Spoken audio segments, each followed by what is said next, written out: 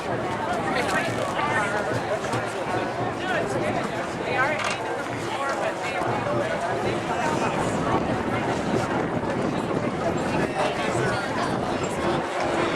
they're off. The horn is sounded and the racers are on the way. Excalibur, the Wicked Paddlers Club, Team LifeScan, the Castaways, and KP Dragon on the way, rounding the corner.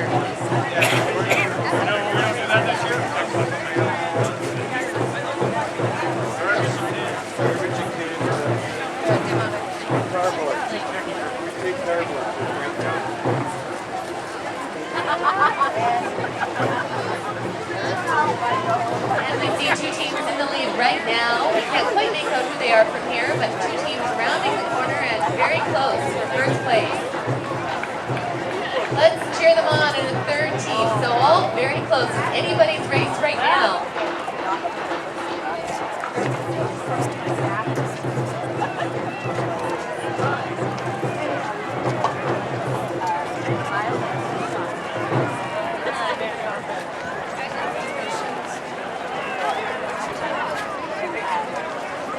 All right, Jeff, what do you think? It looks like the middle lane once again there to lane 3.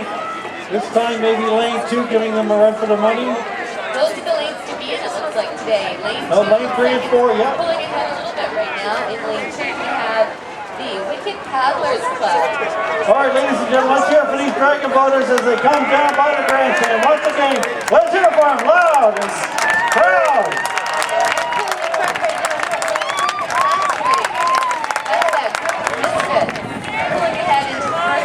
But in lane 3 we have Team LifeScan giving them a run for their money.